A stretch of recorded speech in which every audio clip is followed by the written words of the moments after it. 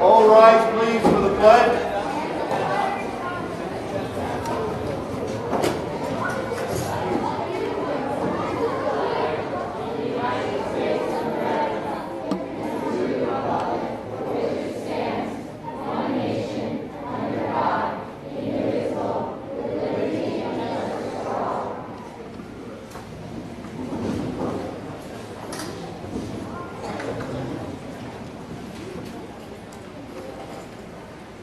We just want to welcome here tonight our daily chorus, some children who agreed to come out in the cold, and we thank their parents as well for bringing them. We really enjoy our student performances, and I will let Dr. Adio take over.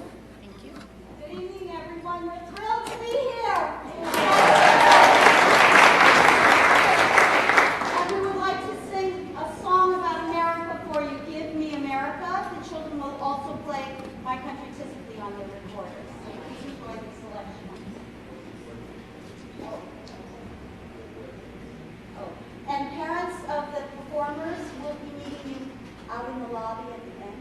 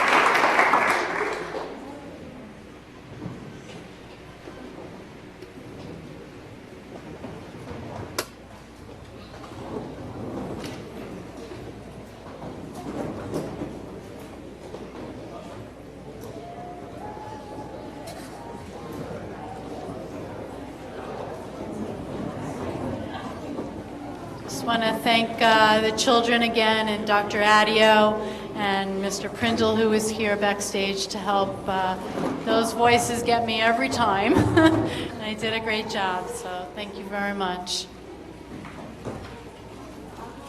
Thank you, Mrs. Callahan. Can you call the roll? Certainly. Mrs. Sloan. Mrs. Johnson. Mr. Bear. Mr. Greenstein. Mrs. Nadolny. Mrs. Weisberg. Thank you. I'll make a motion for the adoption of the agenda, January 19, 2016. Do I have a second? Mrs. Johnson, all in favor?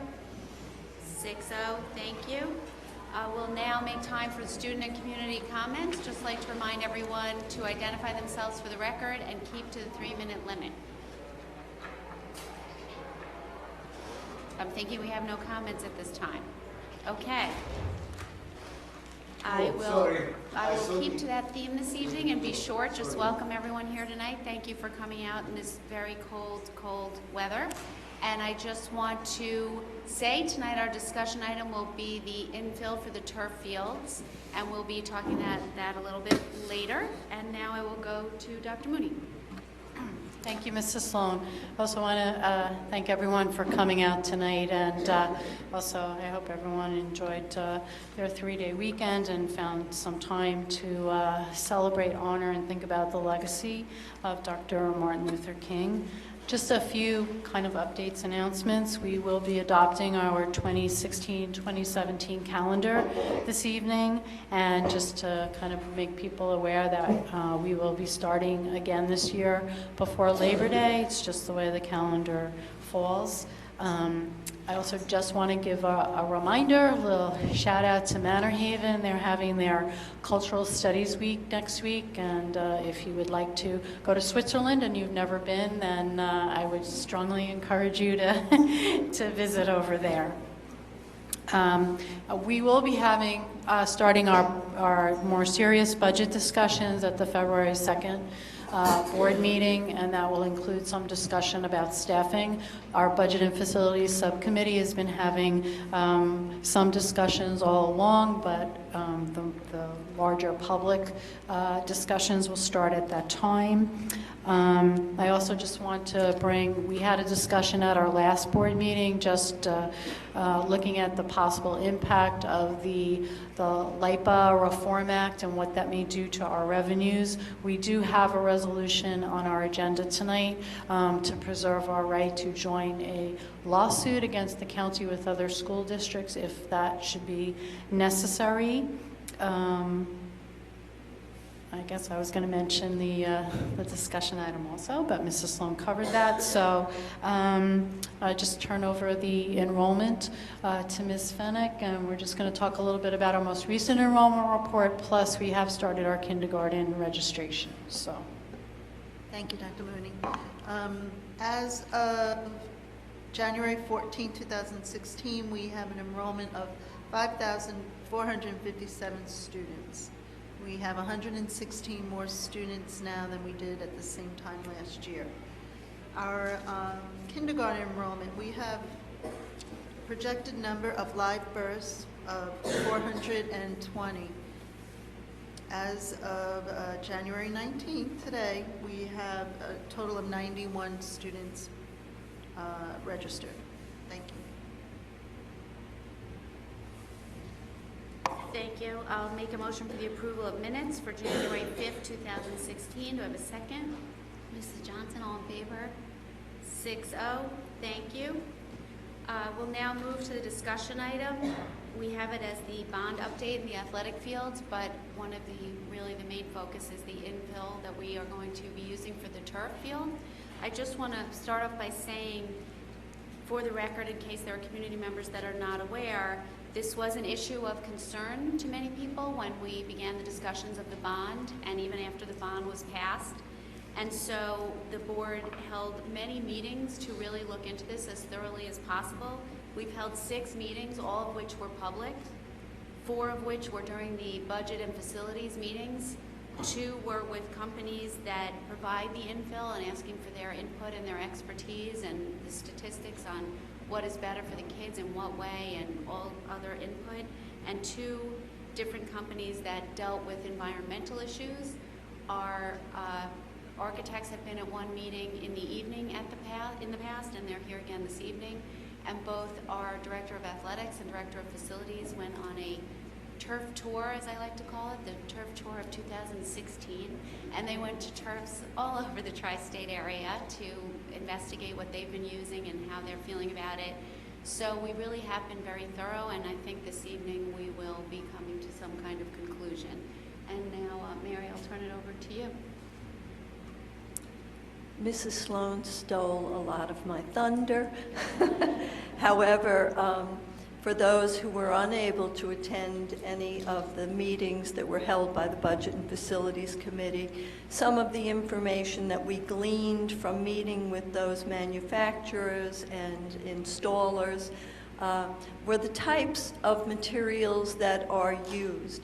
And the most common that you generally have seen around are a combination of a crumb rubber that has a silica sand along with it. In addition to that option, we found out there's something called cool fill. It's basically that same crumb rubber, except that it is encapsulated in a polymer, and it's generally painted, or the finish is green, which allows for the surface to remain somewhat cooler, and that's where the name comes from. Then there is a product that is used mainly in Europe with a different product, a virgin product called EPDM, a polymer, which I have heard referred to in my time for roofing materials. And then there is organic infill. The ones that we became familiar with included corn husk and Italian cork. And then there's another one that you may have heard of in going around to different school districts or community fields called Nike Grind, which is exactly what it says. It's from material from Nike sneakers. So we have 5 different kinds of materials that we have investigated. As Mrs. Sloan said, we did have an environmentalist come and speak to us, along with a firm that simply did the installation of these more organic infills. And we had 2 companies that came and talked to us about what they more commonly installed.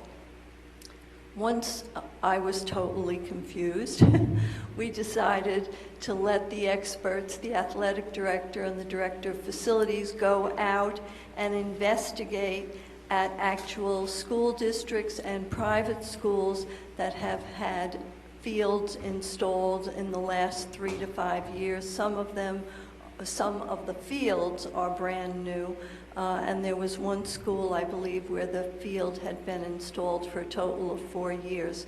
So I would like to turn to Stephanie Joannan and Jim Restano to give us a brief summary of the schools they went to.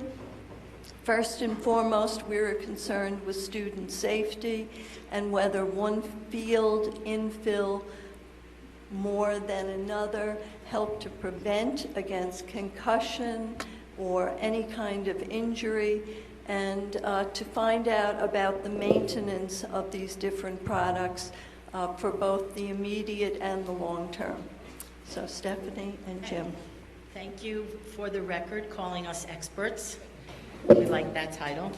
All right, so since we started talking about at budget and facilities about the infill, we did a survey of schools in Nassau County and found that of all the schools that have turf, they all have crumb rubber. So it was a little difficult for us to find organic. So when we took the turf tour, we looked at organic turfs. But here on Long Island and with us, we have crumb rubber. The 26 schools in Nassau County have crumb rubber, and there are 4 schools that have the encapsulated, which I think you referred to as cool fill, and one of them were the Belmore districts. The Belmore district put in 3 this year, and when we asked them why they had the encapsulated, they said that they couldn't get crumb rubber at the time. It just wasn't available. So they went there, and what we did was we looked at it, and they're 1 year old, those turf fields are, and we really looked at we were fortunate in our experience to meet with athletic directors and facility managers or facility directors at the same time. So we got a perspective from athletics on the safety, how the athletes felt about the turf, and Jim was able to find out and ask questions about the maintenance. So we got a full spectrum. So in Nassau County, there are only four schools right now that don't have crumb rubber, the encapsulated rubber, and we found that to be very resilient. We don't really know about the maintenance because they're just a year old. Right, so our turf tour then took us, we needed to look for organic. So we found schools in upstate at Riverdale and Pleasantville High School, Brunswick, Connecticut, it was a private school, and then we went to Darien, Connecticut, because they have 4 turf fields currently and they're building 2 more. So we wanted to see for us how they designed their fields. So what we came out with the organic was 2 of the 3 schools that had organic just put them in this year. So they were 1 year old, and when we saw them in the beginning of the morning, it was very, very cold. So I know I was looking to see what the footing would be, what the traction, little rotation. That was a little difficult to find, but what we both found from the facilities director and from the athletic director, everybody was very pleased with it. When we moved on to Brunswick, that was also brand new. The same thing. The athletic director and facilities found it to be very easy to put in, but they really were not able to speak to the maintenance of it. We went up to Darien and saw their fields, and that's for another time. But then we went back down to Riverdale, and that was a school that had organic for 4 years. So we talked to the grounds person there, and what we saw was a 4-year-old turf, and it was very resilient. I mean, when we got on it, the traction was very good from my end. They didn't speak about any concerns with injuries with athletes one way or the other. When we spoke to all of them about padding, the new thing is that's coming up with padding right now. It's to put a pad in, turf infield, a new turf, or not to have padding. So it wasn't like a 1-inch pad versus a 2-inch or a 3-inch or a 4-inch pad. That's what's new coming out with the new technologies, that you do want to put a pad in. So everybody that had put a new turf field in does have a pad. And then what we found out at Riverdale, and I'll let Jim finish this, was there was far more maintenance than any other turf fields. The gentleman, like I said, was 4 years old. He had turbines in one part of the turf where he pulled out a hose and would have to water it, and he said he did have to water it on occasion.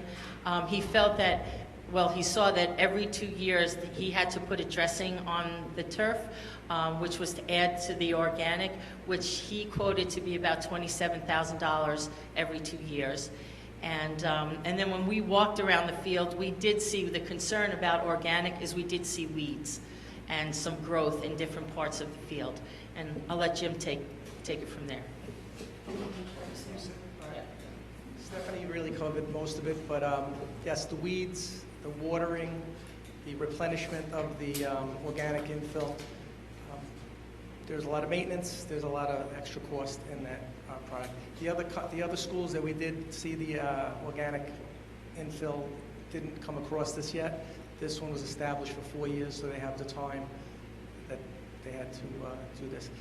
They do order the coconut husks from, they import it from Italy, so it's a process.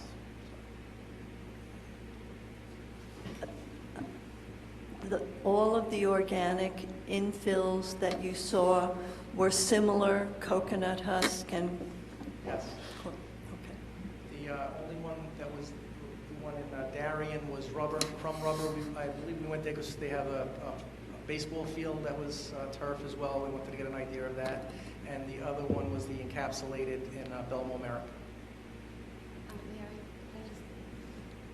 At the budget committee, I believe that you were saying the additional padding, because we had questions about this, that it was too soft? that if it wasn't, if you already had a pad and you were thinking, should we add more padding, it would be safer for concussions, the finding where it was too soft.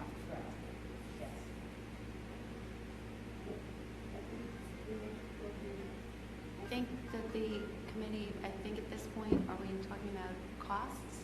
Were those the questions we had for the architects? Yeah. Okay, thank you.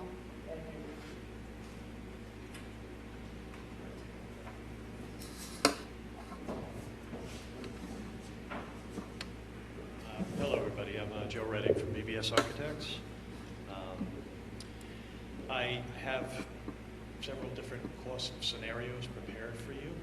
I don't know in which order I should really do it, so I'm just going to take a stab at it. First, I'd like to just piggyback on what was just said about synthetic turf fields, because we've probably designed the most fields out of any architecture firm. Not that that's a great hat to wear, so maybe we designed 50 and somebody else designed 30.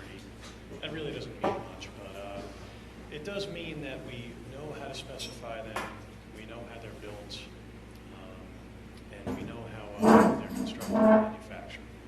And we were the architects of Belmont Merrick. We are the architects of Belmont Merrick School District. We did design their 5 fields. It's actually 5 fields they put in, all with cool fill. The exact reason why they went to cool fill as opposed to standard ground rubber is there was a shortage due to the amount of fields being constructed, but apparently some shipments of rubber were already being coated, and therefore the coated rubber was more readily available than uncoated rubber. So Belmont Merrick got a substantial discount. They got a wonderful deal on the cool turf that the cool fill, sorry, that no one else will really ever see. It just worked out that way for them. So they did all 5 fields that way without spending much money. So you have 2 fields that I've estimated here. You have the baseball field, the lower field, which is in the range of 100,000 square feet. And you have the upper softball field, which is in the range of 60,000 square feet.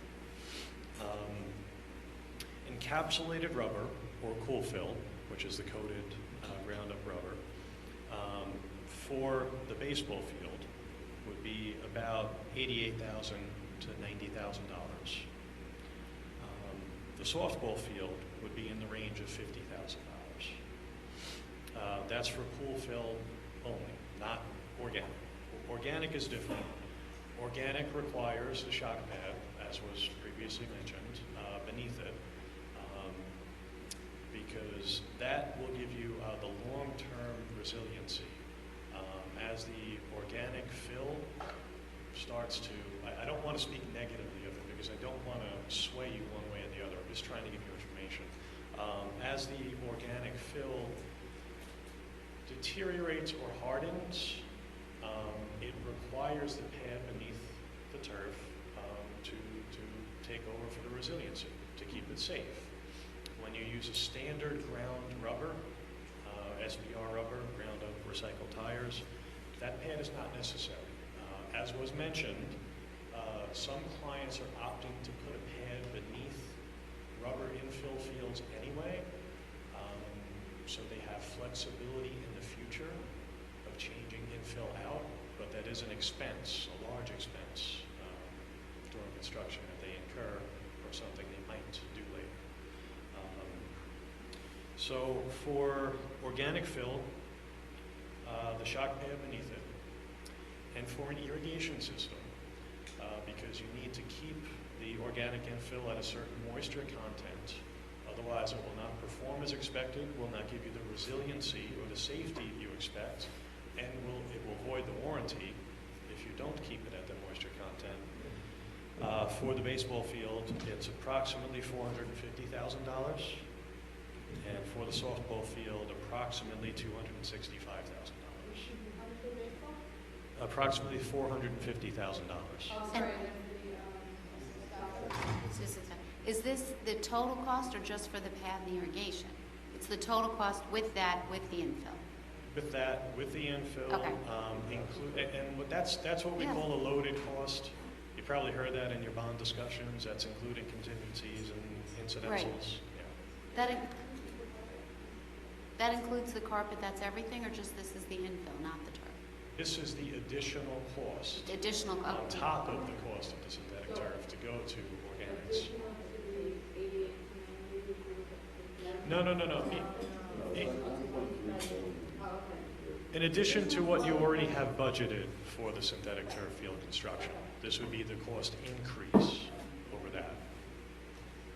Do you have the component broken down between the pad and the actual fill? Because if we consider, if in each option we consider the pad as being fundamentally safer, if you will, with that quote, it would be a constant in each equation, whether it was cool fill, chrome rubber, or organic effect.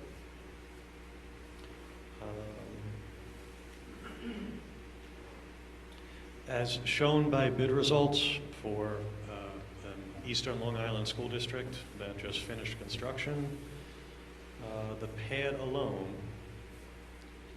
was in the range of $120,000 to $160,000, depending on the bidder. I don't know what they ultimately negotiated that to, but you should realize that it's in the range there. It's roughly $1.50 per square foot. Yes. I just also, I don't know if you didn't get there yet, but you have the cool fill, do you have the cool play, which is the chrome rubber with the cork? Okay, there are a lot of people trying to market a lot of different things, a lot of variations. So that's just a top dressing. That's just a layer of cork on top is all that is. Well, what I've given you is... The cool fill is just the top. Now, the cool fill is it's ground rubber, but each little particle is coated. Right. It's actually coated. So you don't have the cost for the cool play, which is the chrome rubber with the cork top. The cork topping, no. Okay. No. We don't know of any field that's actually constructed with that in this area. Okay. So Yeah, and then, okay, so I'm this is... not so sure that that's going to be a great long-term solution. As athletes play on that, any kind of top dressing gets mixed in with the rest, and then and that's the primary benefit to that is a cooler playing surface. So once that cork gets mixed in with the rubber and sand beneath it, I think that benefit is gone. Okay. The other thing is, we're just kind of confused because the original budget on the fields, we were told by BBS included the highest cost for infill. So this is an additional cost. This is an additional cost. The pad is estimated as But it was, I thought we had discussed, and correct me if I'm wrong, but I thought we had discussed that regardless of the infill we chose, we had enough money in the budget for the fields.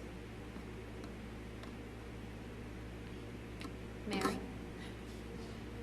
We can always go back to the videotape, but I do think Roger would have worded that in a way that the district would be able to afford, based on the overall $70 million, that this would probably, now these are my words, that the field may be more, but then there would be savings that would be obtained somewhere else along the line to keep us within budget. Okay. I just wanted to clarify that clear.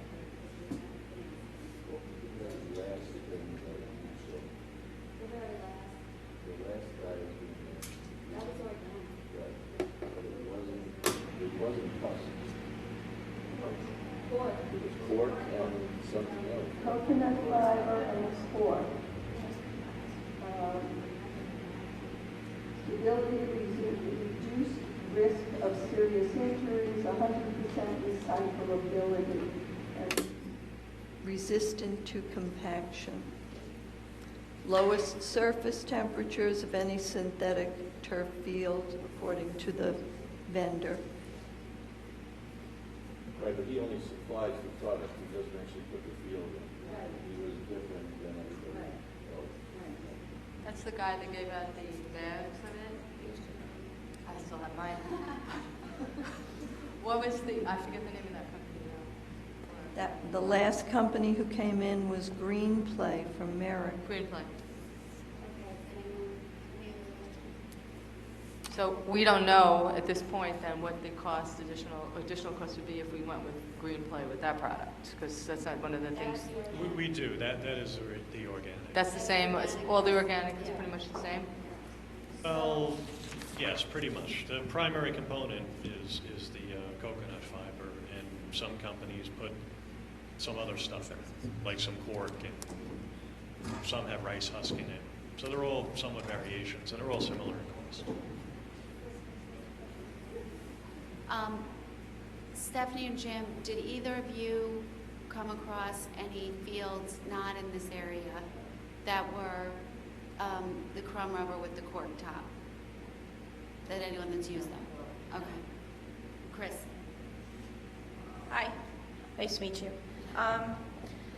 So looking back at our original bond proposal, we have down for the upper turf, which is a softball field, budgeted about $915,000. So what you're saying is for that upper field, it would be $915,000 plus an additional $50,000 for cool fill. And then for the baseball field, we have $2.5 million originally budgeted. So you're saying it would be about 2.5 plus another 88 to 90,000? Correct. Thanks.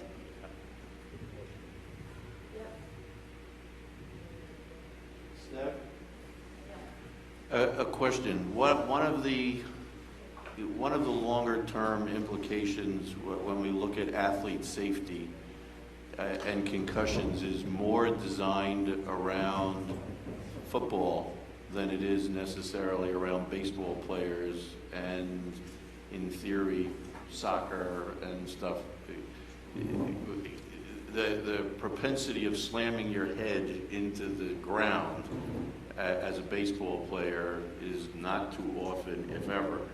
And similarly, when you look at lacrosse and the other sports that may use the field hockey, softball, are we going somewhat misdirected to think that on those fields we would put padding, or would we be better served to put the padding when we redo the existing turf, because that's where we're going to play football, where you constantly hit your head on the ground?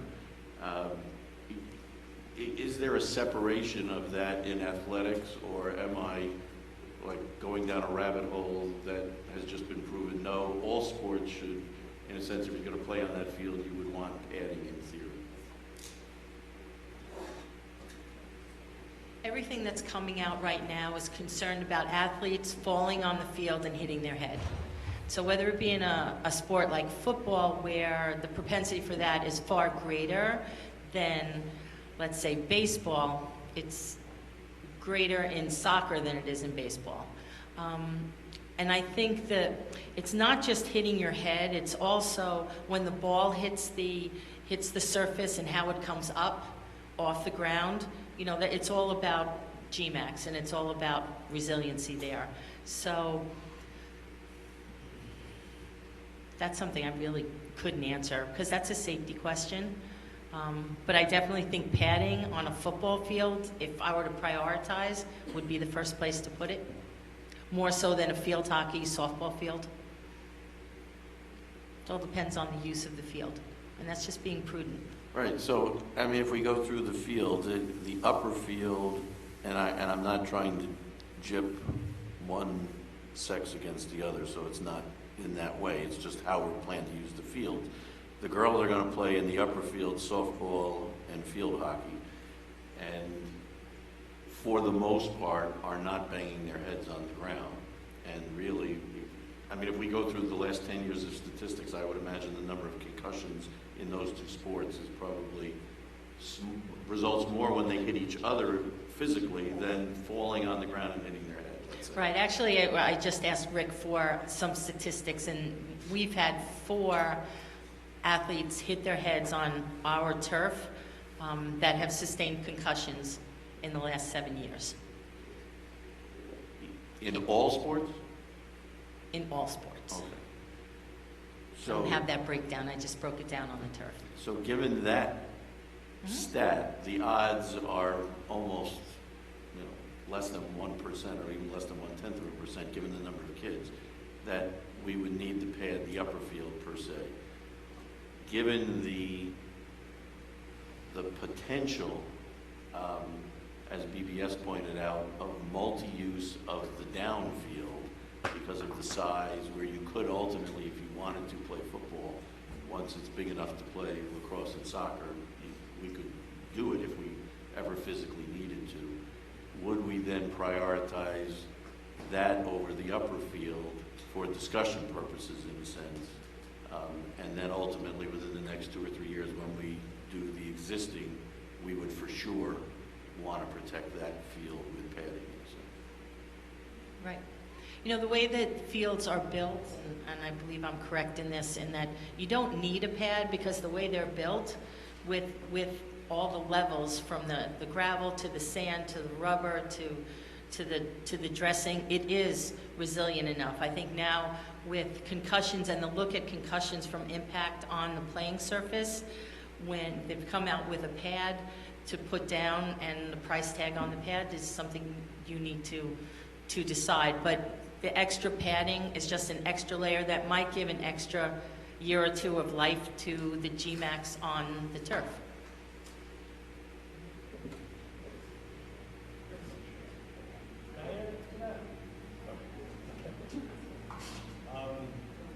Yes, pad is not required if you do rubber infill.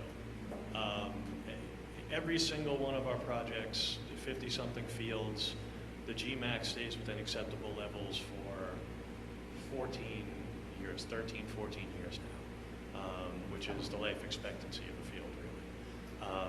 That's the way the SBR rubber performs. It does not compact.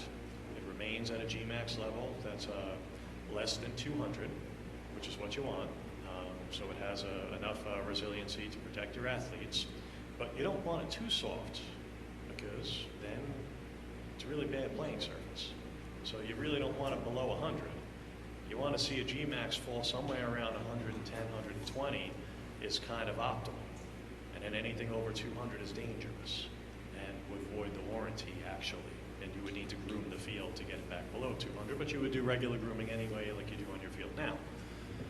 The shock pad underneath is insurance against the organics. If they dry out, if they're not properly watered and maintain moisture content, as they dry out and it loses its resiliency, the shock pad is there as insurance against that to help your athletes. So it's not, we have one client out east who opted to put the shock pad under a rubber field. And we believe that's because they have the thought in the future that they might change infills.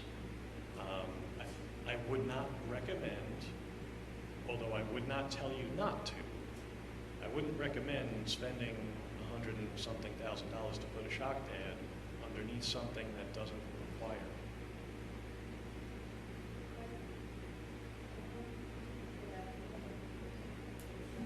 I'm just curious, why is that client of yours out east considering changing from the rubber to apparently, I guess you're saying they're changing to an organic, or? Well, they wanted organic initially.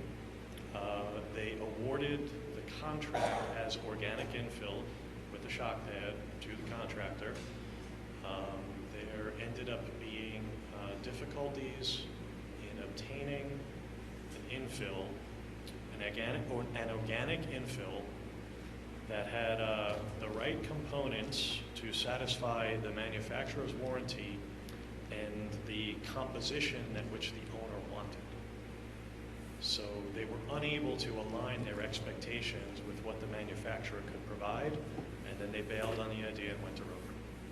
Was that a while ago? Because the companies No, it that was came this to fall. us seem to be like ready to go, pretty much. They all say that. Well, They the- all say that. and I guess this would be really a question for Jim and Stephanie, or for you as well. I mean, one of the issues that came up that we haven't really discussed is the concern about the crumb rubber and the off-gassing of the crumb rubber. Well, the heat of the crumb rubber is something else that probably the cool fill will address.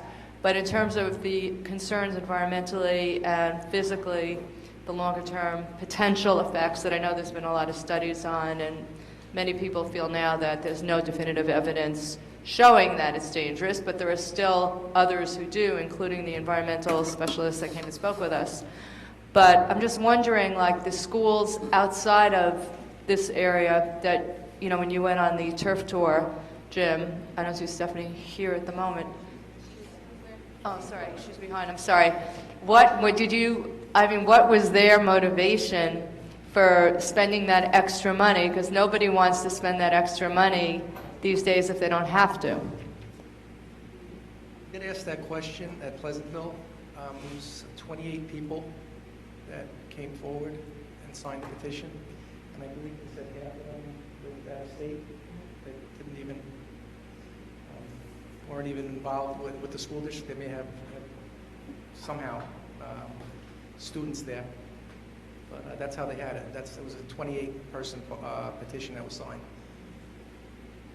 I know like last May, when we had our school board election, there was a petition going around about, can't remember the exact number of parents that signed, but I would say probably in excess of 50 parents signed and were very, very concerned about the crumb rubber, and seemed that they were going to become active in the assessment of it. But, you know, everybody's busy, I understand that, and unfortunately, you know, we haven't heard from any of those parents during this whole process. But I just want to note that we did have, at that time, like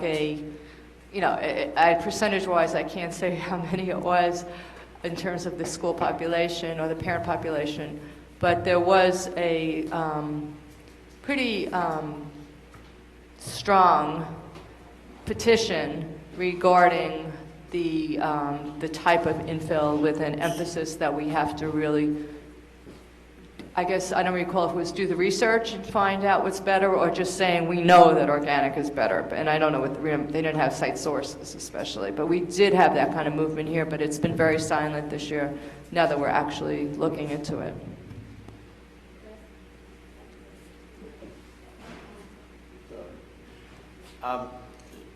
From a facilities and athletic point of view, since this is sort of a team effort for fields, where are you guys coming down on this? Let's leave aside for the moment the question of the medical safety definition of the crumb rubber. Do you see inherent risks in using any of the other materials that you investigated, so that if we went with organic and a quart fill, is that an issue from, Jim, your point of view on an ongoing long-term basis? Yes, $27,000, but it's over 2 years, it's $13,000 a year. Out of $144 million, I think we can find $13,000 a year to put some more cork down. That's, not to interrupt you, but that's $13,000 a year per field. Right. So we have 3 fields. We would have three fields. Right, but okay, as we roll them all out, right. And then just, Stephanie, same question. I mean, as Nora said, there's no definitive evidence saying it's safe. Like, nobody wants to say now that it's totally safe, and you don't get any authority to do that, but you also don't get any authority to say that it's medically unsafe.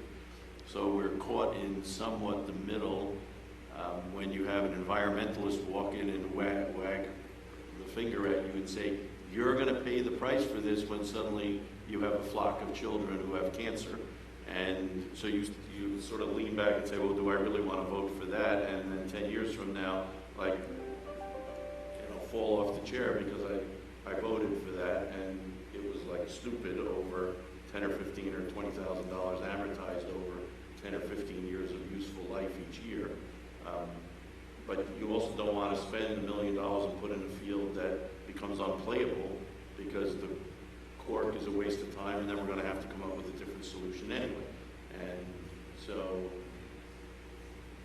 this is one of those things like when the President of the United States stands up and looks at his cabinet and says, "You're all in on this, guys." So this is like a joint decision here. Whatever the board chooses to Yeah, well, that's great. the facilities department would make it work. I'll comment. This conversation, I know for those people that were around, took place 10 years ago before we were putting in our existing turf. I think one thing we found out in the 10 years is the turf that we have right now has held up. So the crumb rubber, however we built it, it's held up, and it probably will hold up for another 3 or 4 years. In that time, school districts on Long Island throughout the state have gone with crumb rubber fields. Our kids play on those fields, and all the research that's been done, there's been research, there's been studies, self-serving studies and independent studies that have come out, and there hasn't been anything that definitively says crumb rubber is harmful. With that, our kids that have played on it and throughout Long Island, because the weather at least is consistent here, is the injury rate compared to synthetic turf and grass is insignificant, statistically insignificant. So when you talk about injuries with synthetic turf versus grass, which was the big discussion point 10 years ago, it's statistically insignificant.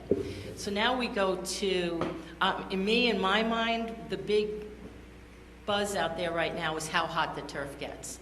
And that's something that I think the turf companies right now with crumb rubber, how they make it right now is they do some things with cryogenics. I don't understand it, but when we went to Darien, it was 80% rubber, 20% cryogenic rubber, and it seemed to have their fields be a little bit cooler. Now, everything that I've read with the cool fill, the cool play, they talk about the turf being anywhere between 20 degrees to 35 degrees cooler. Now, for us, we don't put kids on the fields and have them play when it's 96 degrees outside. And I know that the hottest we've ever tracked our turf to be was 119 on a summer day on the main turf. So we wouldn't put kids out there anyway. But if there's a chance to get that down to 90-something degrees where we would put kids out on a field, that may be significant. I don't know if it's worth that money, because if it's that hot anyway, we're not playing. And if you look at it, we also don't play in the heat of the day our sports or our phys ed classes. So most of the time we're playing 4 in the afternoon, and we're in the Northeast. It doesn't get hot too many days. So I think something to weigh is those 2 or 3 weeks in the summer, maybe those 2 weeks or so in the spring when it's very, very hot. Will cooling down our turf make a difference? And that's something I would look at from the athletic director's part, is when we go out onto our field, it shouldn't be 120 degrees out when the temperature is really 85. That's what I'd look at. But I just see over the 10 years, and what people are putting in, is people are not going with organic. And for me, the organic piece is there aren't any studies with organic. I'm concerned as an athletic director how resilient that organic is going to be. When you talk about having to water down a field, that's a little concerning. Did we water it? Did we not today? Should we have watered it today? Should we have not? That's a little concerning, and that's the X factor. The other part is that nobody has played on that yet. That we really know to get any sort of studies or statistics on. And I don't know that, for me, I would feel so comfortable about putting our athletes on an organic field that needs to be maintained with water and has the chance where we have to top dress it often. All I know is in the 10 years we have never canceled a game on our turf because we had to maintain it or we had to water it. So I would look at what's proven versus what's not proven, if we're putting our athletes out there.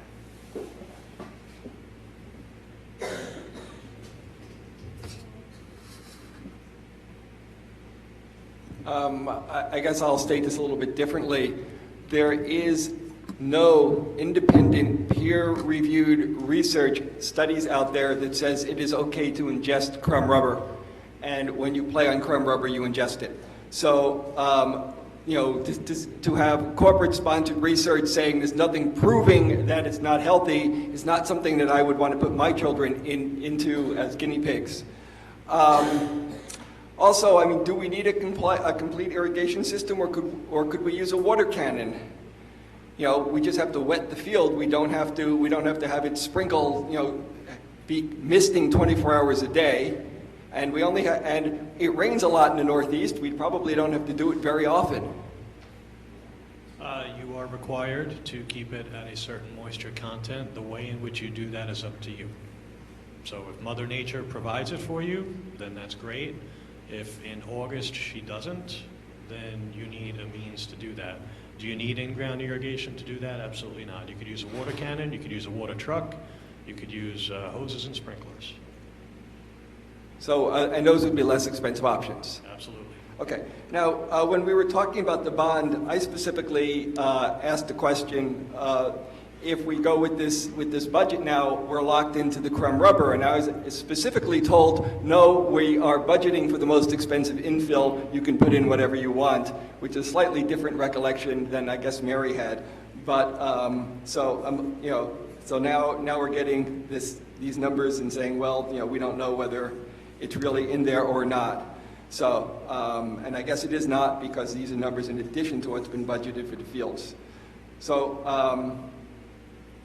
I also think that in August, we don't have school going on. We're not using the fields all that much either. So that same excuse, that we use, well, okay, but it's also really hot at 4 o'clock in the afternoon. So, I mean, anybody can spin statistics any way they want to prove any point that they want. Do we know, are the plans upstate yet at State Ed? I'm not your architect on the project. I don't know that. The plan is, based on the discussion we're having today, plans are basically, the fields are all designed. Nothing has been submitted yet. We're still combining that with the window project that's ongoing as far as replacement repairs. So we're ready to submit. We're just finalizing paperwork and getting it ready. But the plans don't need to include, do the plans need to include whether or not there's a pad? The pad would really be irrelevant. That's a component of the turf itself. That's not going to cause a problem at the state. We can send an addendum up to put a shock pad underneath it or to change the infill. What will make a difference with state ed review is the irrigation system, because now you're adding plumbing to a project and it's going to go through an engineering review up there and add time to the review. Can I just add to that? How long do you envision the windows taking that we would then be submitting this? Windows have been investigated, and I'm pretty much sure we're about 80% through with the design for that, and the fields are about in the same state of completion, so we're just about ready to submit all those. No, that's right. I am a little bit upset about the amount of money, as well as Larry is trying to find the actual bond resolution, but I have to agree that temperature is definitely something that we have to consider, because being someone that's sat on several turf fields, and it gets really hot. So if the cool field actually makes a difference, a significant difference, and that's a part that I think is, if it's like 5 degrees, that's not a significant difference, but if it really does make a decent difference to the athletes that are playing on the field, that's actually the question that I would love to find an answer to. The athletes on the field, do they feel a difference on cool fill versus regular crumb rubber? Because if we're looking at something that's not organic and we're deciding between cool fill or regular crumb rubber, is the difference in costs going to make a difference? It would seem, I had hoped hoped we would be coming to a decision this evening, but I think we have so far 2 questions that sound like they need to be answered because we're coming down, I think for a lot of us, it's the temperature. So I don't know, Stephanie, if this is something you can find out from other athletic directors where they have used the cool fill, if they're really seeing a difference in the temperature? Because if it is 25 degrees, like that's significant, even for the amount of time that we use it. So are they actually seeing that? Do you know the answer right now? I don't, because I didn't think you I think did. we'd have to go to Massachusetts for that. You don't because- have to actually go, Right- but if right you now- want to go on another territory. Right. Right now, the Belmore District has the encapsulated, so we'll be able to find out probably in the spring, because I don't think right now they took anything in the fall. All right, just if you can get back to us Mhm. anywhere, wherever, Sure. it could be somewhere near us. And the other question is with the cost, if we can just clarify that issue about when the bond was, the resolution was formed and the architect's plans were approved. It was our understanding that we did have room for that. So whether it was the explanation you are guessing at or not, I think we just want to know that before we come to a decision. I can't answer about the budget.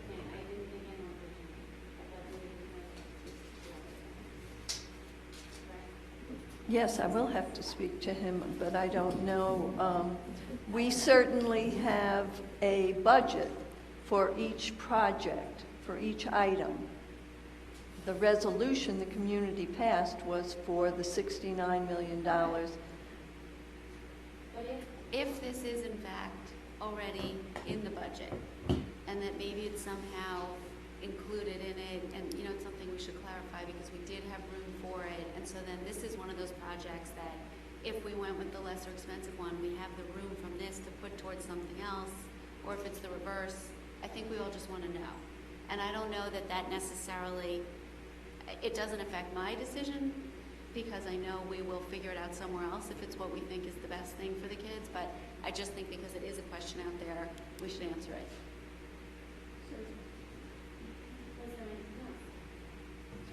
I do also want to say on an environmental level, I'm not really thrilled about putting recycled tires on the thing. I know that Nike fill was considered very expensive and hard to get these days, but it's not even in our mix right now. Yep. One of the things about the Nike that you're just reminding me of a question. One of the companies brought it up that it's manufactured in China, and the regulations in China are so lenient that it's probably just as bad for you as any other chrome rubber. But then another company came, and they all speak different things when they came. They said all the chrome rubber is manufactured in China or other countries where it's more lenient. So I just wondered if you knew anything about this. Liberty Tire Recycling, they're the nation's largest tire recycler. They do the shredding. Where the tires are manufactured, I couldn't tell you. I can tell you because we move them as a business, in the shipping business. They are made all over the world. You can have tires from a company in Indonesia, you can have tires from a company in India or China or Germany or the United States. I mean, there is no localization that you're going to know simply based on the brand where those tires are coming from. They move all over. Goodyear has plants all over the place, so you might be riding on a Goodyear tire thinking, oh, it's made in Akron, or something like that, but they're coming from all over. We ship used tires out, we bring them in. The tires that come off your car get shipped to third world countries and are sold as new tires to those people who are using them in different parts of the world. So there's no natural trace to the tire itself. I think that one of the problems that the board is having is that every time I think we found something that we can agree on, feel comfortable with, we find out more information that that's not in fact the case. So this has been a very difficult process. Chris, I'm sorry, were you done? No, I just wanted to say with the Nike rubber, I mean, initially we felt like, Nike sneakers ground up, fantastic.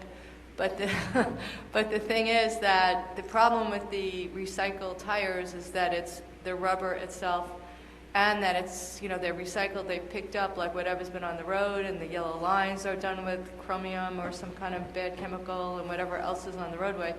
The Nike product is not pre-used, but it still is the rubber, and the rubber component itself has potentially dangerous, chemicals that are off-gassed or absorbed or ingested, potentially. So that's, they're really, I don't think there's like a significant enough difference. Plus, I heard that it was, well, we all heard that it was very difficult. They don't have enough of it. Washington to do that, but yeah. But I guess I personally am not sold on the organic aspect because it's just not been researched enough, not for a safety issue as far as gases that are emitted, but a safety issue as far as people running on it and twisting ankles. And then on top of it, if we're not maintaining the moisture of it and everything, it seems like too many factors that are involved in it to actually say, yeah, it doesn't release the chemicals that tires do, so let's go for it. I'm not necessarily letting the numbers sway me on that one. It's more a matter of it just hasn't been in the market long enough to comment. Can I just interrupt? You're talking about off-gassing? Okay. I designed your turf field here, whatever it was, 10 years ago, 11 years ago, 12 years ago, and you had a very big kickback environmentally about that. You were the first, and I think you might be the only school district on Long Island that did testing, air testing, over your field for polyaromatic hydrocarbons. You should go back and look at those tests. I think they came back inconclusive or negative or something to that effect, because I believe your environmentalist settled down after you did that test. I'm sorry, I remember that from doing your field. Yeah. So you have your own study done on that, is what I'm getting I at. think the concern now is not so much just the air, but actually how it affects the kids and it's ingested and the bodies and disease that comes later. And so even though we did do that air testing, more information comes up all the time. So I think we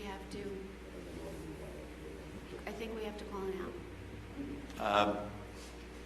When we actually go out to bid on this, could we have add or delete? I'm just thinking of it as an add, delete in my head, and I know that's not the right term, but if we were to bid it, in a sense, let's make believe the scenario was Nike Grind, so that was the primary product.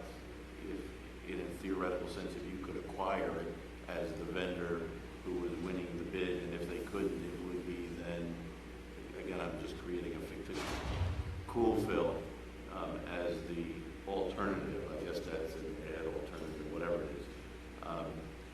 Because I don't know that the assumption automatically that you can't get Nike Grind just plays out. Because if that were true, then every school district would basically be saying, oh, we're never going to get it, and there would be Nike Grind for the one school district that said they want to get it. So there is a part of me that says certainly ground up excess cuttings of sneaker rubber in China that then ultimately is ground up is better than ground up tires.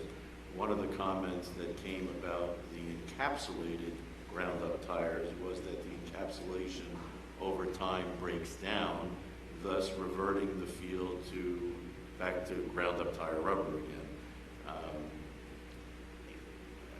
I don't know exactly what the dynamic is, so it's more a question of could we structure the bid in such a way that we would ask for A and B, C's were alternatives if A weren't there, and that as then the board, we would have structured it in a way that we would know the outcome sort of A, B, and C ahead of time. Yeah, absolutely. Absolutely.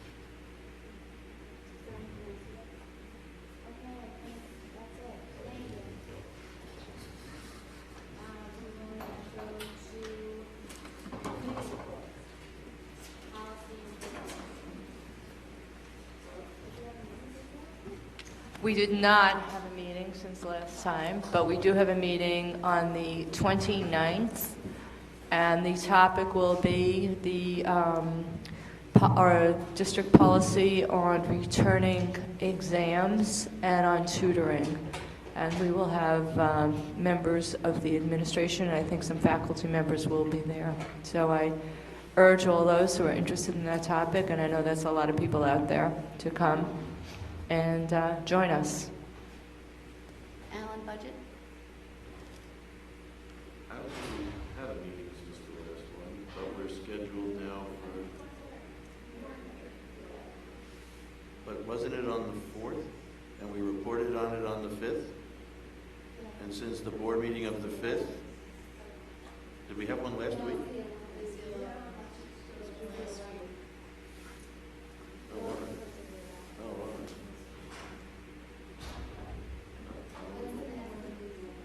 28th is the next, right, it's a Thursday. Right, so the next meeting is Thursday, the 28th, 8 a.m. Fun and games, huh?